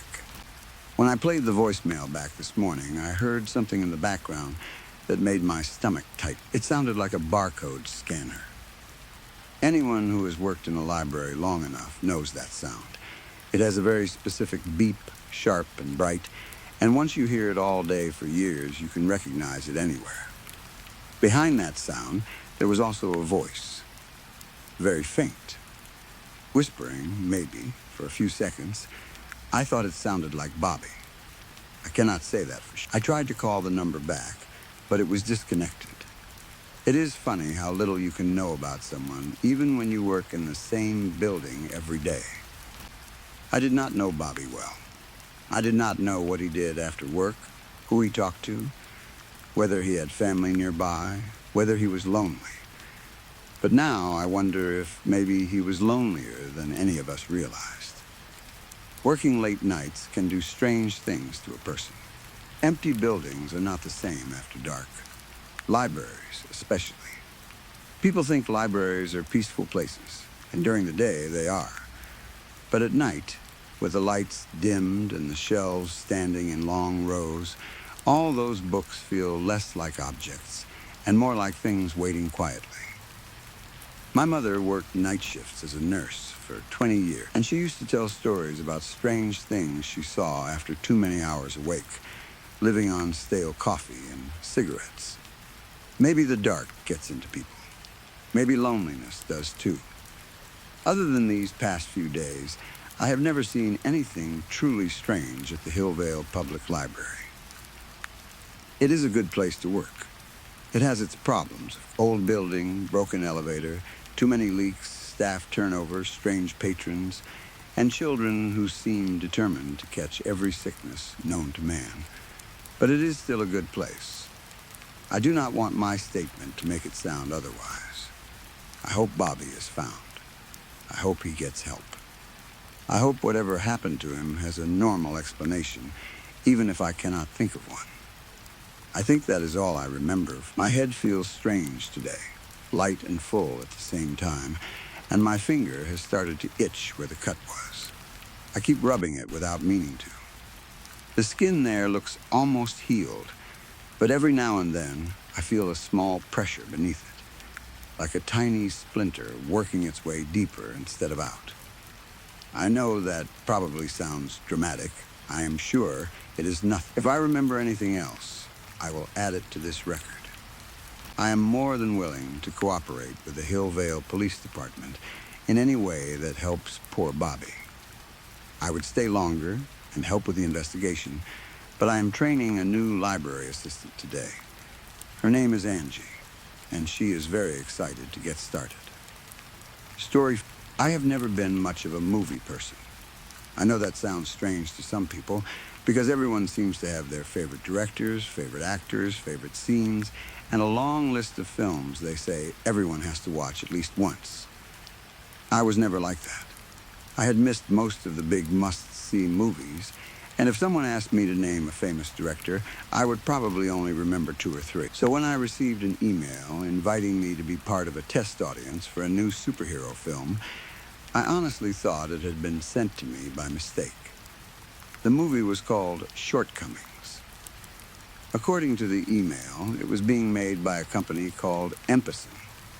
I had never heard of them before, but again, I was not exactly the kind of person who followed the film world closely. For all I knew, they could have made several great films, and I just had no idea.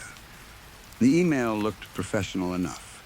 There was a logo, a clean design, and a short summary of the film. Mr. Diamond is a cat burglar who loves to steal anything and everything. But his heist in a factory goes wrong when heroes Snakeman and Carpenter come to save the night. That summary alone was not enough to catch my attention. It sounded a little strange, maybe even silly.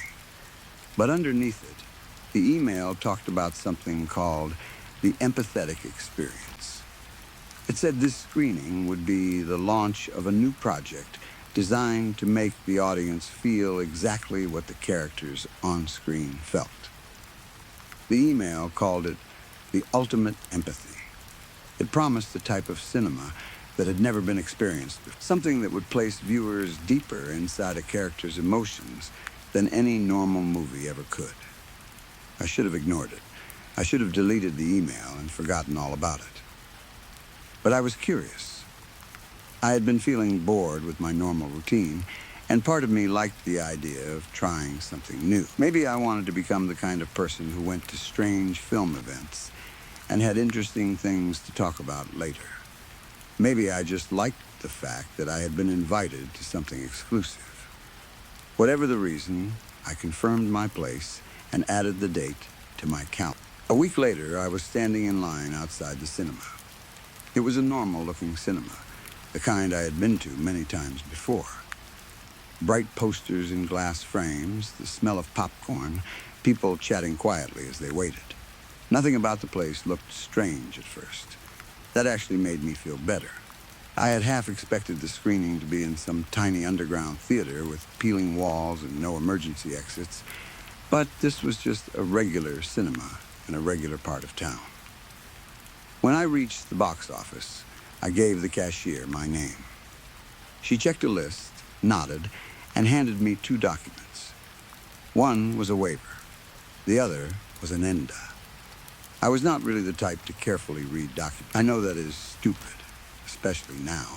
But at the time, I was more worried about holding up the line behind me. The papers were full of small print, and everyone else seemed to be signing without making a fuss. So I signed them both without reading properly and handed them back. The cashier looked slightly amused when she took them from me. At the time, I thought it was just because I had signed so quick. Later, I wondered if she knew exactly what I was agreeing to. Once everyone had arrived, we were gathered in a waiting area. There were maybe 20 of us, though I did not count exactly. A guide came over, smiling too much, and asked us to follow him. We walked up to the second floor while he gave us a speech about the experience. "Okay, everyone," he said, clapping his hands soft. "First of all, thank you all so much for coming. This really means a lot to us here at Empison. What you're about to experience is something never before seen. It will test the limits of cinema, and, well, the limits of your mind, too." He laughed at that part, but no one else did. "At Empison," he continued, "we believe the strongest way to empathize with others is to experience each other's experience. So we created the empathetic experience. Take a shot every time I say experience, right?" The small crowd stayed silent. I gave a weak little laugh out of pity, but no one joined me. The guide smiled like he had expected that reaction. "No, I'm kidding, of course," he said. "You'll all want to be completely sober while watching this. After all, empathy is weakened when you drink alcohol. Anyway, I'm getting off topic. There are only 3 things you need to remember." He raised one finger.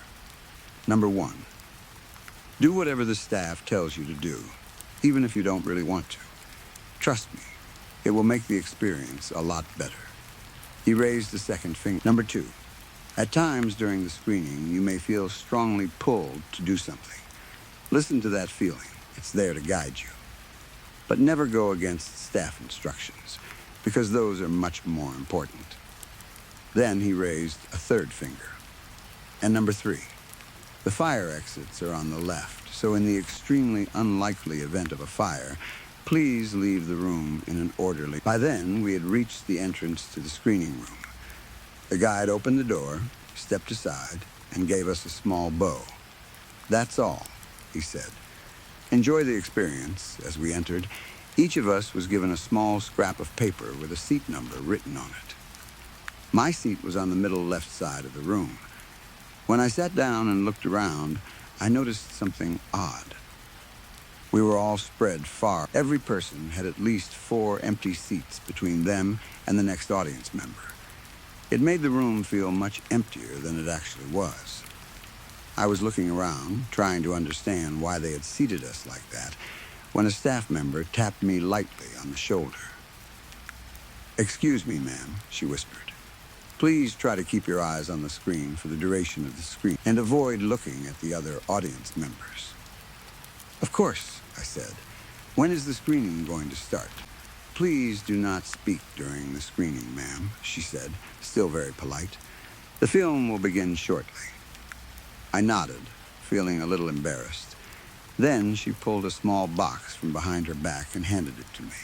It was plain, light, and about the size of a jewelry box. "Please only open this box once you are instructed to," she said. I smiled and nodded again. I placed the box on the empty seat beside me. A moment later, the lights dimmed and the screen came to life. At first, there was only black. Then, green text appeared, showing that day's date. After a few seconds, the text changed. Shortcomings. The movie opened with a slow fade from black. A man in a blue suit, covered in diamond patterns, was sneaking through a factory with a small group of henchmen. I assumed this was Mr. Diamond, the cat burglar from the email. The factory set looked dark and wet, full of metal walkways, pipes, and large machines. Mr. Diamond moved with a smooth, almost theatrical confidence, like a man who enjoyed being watched. Even though he was stealing, he kept smiling. Then, without warning, a man in a green superhero suit burst through a window. Snakes crawled around his arms. The audience around me stayed completely quiet, but I felt myself tense. The superhero landed without saying a word.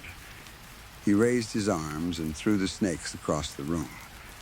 They moved impossibly fast, flying through the air and landing on the heads of Mr. Diamond's henchmen. One by one, the snakes bit deep into their skulls. The men dropped almost instantly. I remember thinking it was far more violent than I expected from a superhero movie. Mr. Diamond was left alone. His eyes widened, but he kept that strange smile on his face. Then he turned and ran. Snakemen followed. The chase moved through metal platforms, narrow halls, and dim factory rooms. Mr. Diamond kept glancing behind him, smiling like this was all part of a game, but his movements were getting more frantic. Snakeman never hurried. He moved quickly but calmly, like he already knew how the chase would end. Mr. Diamond ran into a room and stopped. It was a dead end. Snakeman entered behind him and locked the door. The room held nothing but a large, empty glass tank. Before Mr. Diamond could react, Snakeman grabbed him and forced him into it. He shut the glass lid on top, then placed one of his snakes through the small hole where a padlock should have gone. The snake wrapped itself around the latch, sealing it shut. Mr. Diamond pushed at the lid, but it would not open. The tank was too low for him to sit up properly. He had to stay bent in an uncomfortable position, his shoulders pressed awkwardly against the glass. Snakeman said nothing. He simply turned a valve. Black liquid began pouring into the tank.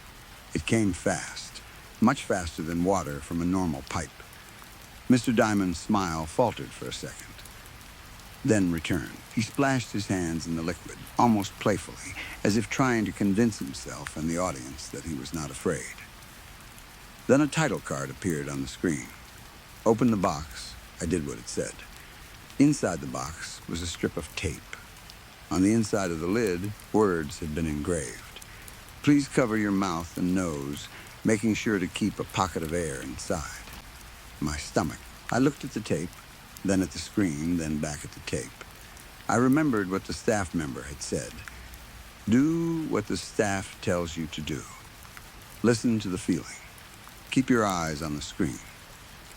So I placed the tape over my mouth and nose. I pressed the edges down, leaving a small pocket of air in the middle, exactly as instructed. To my relief, I could still breathe. It was uncomfortable, but not dangerous. Not yet. I kept watching. On screen, the black liquid rose higher in the tank. It covered Mr. Diamond's waist, then his chest. He kept moving his hands through it, still trying to smile, still trying to act like he was in control. Then I felt something cold against my face. At first, I thought it was sweat. Then I realized the pocket of air under the tape was filling with liquid. Black liquid. I wanted to touch it immediately, but something inside me told me not to. It was not just fear of breaking the rules. It was deeper than that. It felt wrong to remove the tape. It felt like taking it off would ruin something important, like I would fail the experience and everyone would know. So I forced my hands to stay in my lap and kept my eyes fixed on the screen. As the liquid in the tank rose, the liquid under my tape rose too. It should not have been possible. There was no tube, no machine, no container hidden in the box. The tape had been dry when I put it on, but now coal black liquid was gathering under it, pressing against my lips and nostrils. I could still breathe through the small air pocket, but the space was shrinking. On screen, the liquid climbed past Mr. Diamond's neck. He tilted his head back, trying to keep his face. His smile was gone now, or at least it looked like it was. He pressed his fingers through the gaps in the lid, trying to force it open. The snake guarding the latch snapped at him, biting his fingers. He pulled them back and began kicking at the glass sides with his feet. Then the liquid covered his face. At the same moment, the last bit of air under my tape disappeared. I could not breathe. I tried to inhale, but there was nothing to pull in. My mouth opened against the tape, but all I got was the thick pressure of liquid. My nostrils burned, my eyes stung, and somehow black liquid seemed to be sloshing in front of them too. It made no sense. It was not just on my mouth anymore. It was as if the whole screen had moved into my body, as if the tank was no longer only around Mr. Diamond, but around me. I wanted to rip the tape off. I should have ripped it off, but I could not make myself do it. My hands stayed frozen in my lap. Every part of my mind screamed that I was going to suffocate, that this was insane, that no movie was worth dying for. But another part of me, stronger and calmer, told me to keep watching. It told me this was the point. This was empathy. This was what the email had. I was not watching Mr. Diamond drown. I was drowning with him. Time stretched. Seconds felt huge. My chest burned. My body begged for air. On screen, Mr. Diamond kicked and twisted inside the tank. I could not see his face through the black liquid, but I imagined his expression. I imagined the smile finally dropping. I imagined the terror he had been trying to hide. I imagined him realizing that snakemen would not help him. I understood him, not in the way you understand a character in a normal film, but in a way that felt physical and raw. I felt his fear like it belonged to me. Then the tank burst. Glass exploded outward on screen, and Mr. Diamond fell out with a rush of black liquid. My hands ripped the tape off my face without me even thinking. I gasped so hard it hurt. Air filled my lungs, sharp and cold. I coughed, shaking, and heard other people around me doing the same. For one small moment, that made me feel human again. I was not alone in what others had felt it too. But I did not look at them. I remembered the staff member's warning. Keep your eyes on the screen. Avoid looking at the other audience members. The screen went black.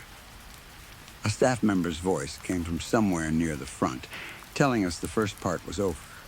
We would have to wait a couple of days for part 2. No one clapped. No one. The lights came up slowly, and people began leaving the room in a quiet, shaken line. I walked out in a daze. It is a strange thing to suffocate. You try to breathe, but no matter how badly your body wants air, there is nothing there. It feels like reaching into empty space, like standing at the edge of a void and feeling it reach back. It is not just pain. It is absence. Complete absence. My head was still spinning when I reached the cinema's bar. I sat down and ordered a glass of water. My hands were trembling so badly that I had to hold the glass with both of them. I leaned forward with my elbows on the counter and buried my face in my hands, trying to calm down. A hand touched my shoulder. I turned around quickly. A woman was standing behind. She looked slightly older than me, maybe in her mid-30s. She had a warm smile and worried eyes. She sat on the stool beside me without asking. "Are you okay?" she asked. I sat up straight at once, not wanting to look dramatic. "Yes," I said quickly. "Yes, I'm perfectly fine, thank you." I laughed a little, but it sounded fake even to me. "So," she said, resting her head on one hand, "what did you think?" I hesitated. I've never experienced anything like that before. I'm not sure if I liked it or not. It was terrifying. But at the same time, I've never felt so connected to a character before. I really felt like I understood Mr. Diamond. She nodded slowly, like that answer pleased her. It usually takes a few hours, sometimes a few days, to fully come to grips with the weight of empathy, she said. The experience has been divisive so far, but all great innovations begin that way, I suppose. For every believer I have, there are thousands who push back. They call it dangerous, unnecessary, unartistic. The last one hurts the most. She gave a small, sad laugh. I tried to smile, though I noticed she had said believer I have. Not we have. Not the company has. I turned toward her a little more. "Are you? Am I the director?" she asked, cutting me off. Somewhat, yes, she looked down, pretending to be embarrassed, but I could see the smile at the corner of her mouth. It was not humble, not really. "Wow," I said. And I meant it. Whatever I had experienced in that theater, she had created it. Or had helped create it. That made her frightening and impressive at the same time. How did you even think of this? I asked. And the water around my eyes, and the liquid in the tape. How was that possible? She laughed softly and glanced around the room. You want to go to a proper bar? She asked. I'll tell you all about it there. Then she rested her hand on mine. I should have said no. Instead, I said, sure. She pulled out her phone and searched for bar on Google Maps. That felt odd. If she had chosen the cinema, why did she not know the area? She selected a place simply called Bar. It had no pictures and no reviews. Something about that made me nervous. I suddenly did not want to go anymore. She stood and began. After a few steps, she turned around and saw that I was not following. Aren't you coming? She asked. Her tone was strange. Encouraging, but disappointed. Kind, but heavy with expectation. It felt almost wrong to refuse her. Not socially awkward, but wrong in a deeper way, like saying no would be a kind of sin. So I got up and followed. My heart pounded harder with each. We moved down the hallway, away from the bar and toward the stairs. She walked ahead of me with calm confidence, never checking to see if I was still there. As we turned a corner, I saw a stairwell door to my left. I do not know how I fought through the feeling pulling me after her, but I did. I turned sharply, pushed into the stairwell, closed the door behind me, and ran down the stairs. I did not stop until I was outside the building in the cold night air. For a second, I expected her to burst through the door behind me. Instead, I looked up. She was standing at a second-floor window, looking down at me. She was not angry. That would have been easier. She was simply shaking her head, disappointed. I did not wait to see what she would do next. I ran home. I fell asleep almost as soon as I got there, though sleep did not feel normal. My dreams were black and airless. I kept waking up with my hands near my face, as if trying to pull off tape that was no longer there. The next day, I had a team building activity for work. We were supposed to build a raft using sticks and old clothes, then test it in a lake. Normally, I would have found it awkward, but harmless. That day, I barely remember any of it. While everyone else laughed and tied pieces together, my mind stayed trapped in the cinema. I kept seeing the black liquid rise. I kept seeing Mr. Diamond press his fingers through the lid. I kept feeling the tape over my mouth and the water in my eyes. My hands worked on their own, tying knots and holding wood, while my mind spun around that helpless feeling. It was like Mr. Diamond's fear had followed me out of the theater and settled behind my thoughts. Whenever I tried to focus on something else, the memory pushed back in. The suffocation, the cold liquid, the desperate need for the terrible trust that no one was coming to save me. When I got home, I was wet and shivering. I assumed I had fallen into the lake during the raft test, but I did not remember it clearly. The whole day was blurred at the edges. My clothes clung to my skin. My hair was damp. My body ached. I should have showered and gone to bed. Then I received an email. The subject line read, Shortcomings Part 2. I opened it immediately. I pulled out my laptop, sat on the floor, and clicked the video link. I wondered why they had sent it to me instead of inviting me back to the cinema, but that thought disappeared the moment the video started. Mr. Diamond was sitting in a chair in the middle of a warehouse room. His clothes were torn and stained. His face still wore that same forced smile, but now it looked weak. Snakeman stood near the wall with his arms crossed, snakes coiled around him like living ropes. Another man stood in front of Mr. Diamond. I assumed he had to be Carpenter, the only other hero named in the synopsis. Carpenter was tall and broad, dressed in a rough brown costume with tools hanging from his belt. His face was hard, but his eyes were too bright. He looked down at Mr. Diamond with a cruel kind of patience. Then he pulled out a large saw. Mr. Diamond tried to keep smiling, but I could see him trembling. Carpenter raised the saw and brought it down. He sliced off Mr. Diamond's left hand. Mr. Diamond screamed.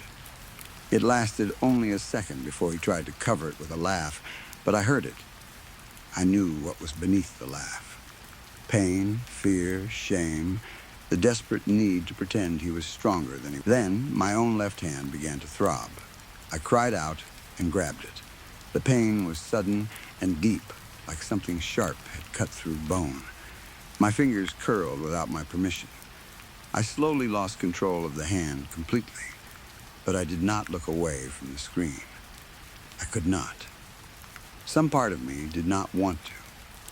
Snakeman remained against the wall, watching, now and then. He stroked one of the snakes coiled around his arm. His face was unreadable. Carpenter was more disturbing. He seemed to be trying to look calm and clinical, like he was simply doing a job, but a small smile kept pulling at the corners of his mouth. He was enjoying it, not loudly, not openly, but enough that I could tell. Mr. Diamond stood suddenly, or tried to. For a brief moment, I thought he might escape. Maybe he thought the same thing. Maybe that tiny hope was the worst part. Carpenter swung the saw again. This time, he cut Mr. Diamond clean in half.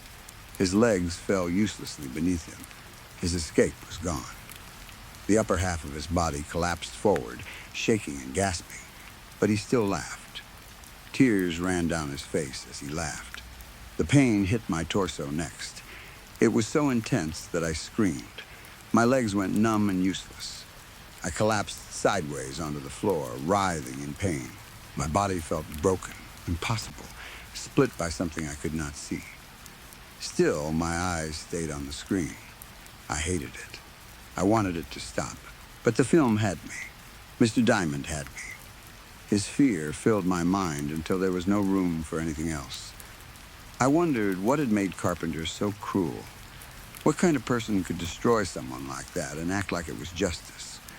What had Mr. Diamond done to deserve? He was a thief, yes, but this was not stopping a criminal. This was punishment. This was torture. This was someone using the idea of heroism as permission to enjoy another person's helplessness. Then Snakeman walked toward the camera. Carpenter and Mr. Diamond stayed still behind him. Snakeman raised one hand and gave a small wave. Then he pressed the button. The video cut to black. The pain vanished. I lay on the floor, gasping. My hand worked again. My legs moved again. My torso was whole. There was no blood, no wound, no reason for what I had felt. I did not understand how it was possible. It seemed like I had magically felt Mr. Diamond's pain only while watching the video. I was not willing to watch it again to test that theory. A few moments later, another email arrived. The subject line read, "The empathetic experience will unfortunately be discontinued." The message thanked the test audience for participating.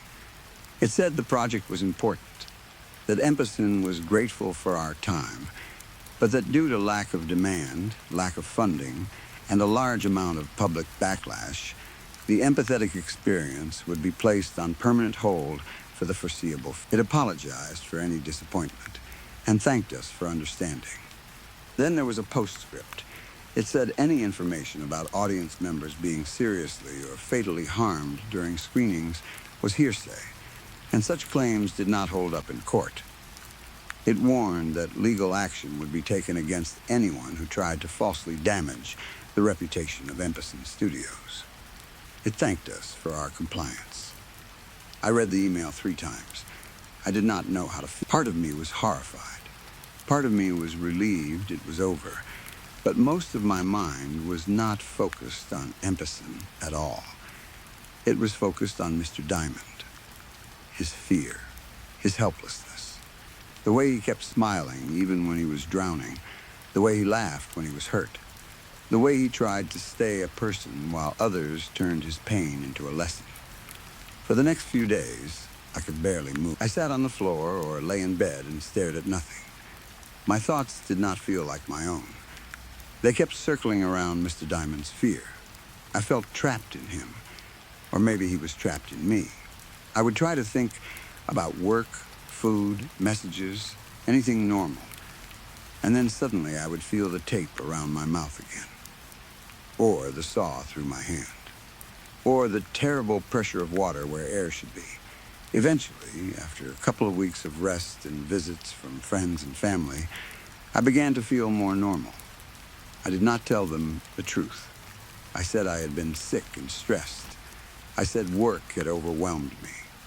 I did not mention empathy, shortcomings, snakeman, carpenter, or Mr. Diamond. I did not want anyone to think I had lost my mind. I deleted the video from my laptop. I deleted the emails, too. I knew that was stupid if I ever wanted proof, but I was afraid I would watch the video again. I was afraid that some weak, curious part of me would want to feel it again just to understand it. I never wanted to experience that pain again, but I also knew how strongly the experience had pulled me in. I could not trust myself. After that, I tried to research Empison Studios. I searched everywhere I could think company records, film databases, social media, news articles. Nothing outside of the emails they had sent me. I could not find any proof that they existed. The cinema website never mentioned them. There was no listing for shortcomings, no director's name, no project called The Empathetic Experience. Nothing now that I have deleted the video and the emails. I have no physical evidence of any of it. Sometimes that is the worst part. Sometimes I wonder if it never happened, if I imagined the whole thing, if stress, boredom, and something wrong in my own mind created a film that only I remember. But deep down, I know it was real. I know because I can still feel it sometimes.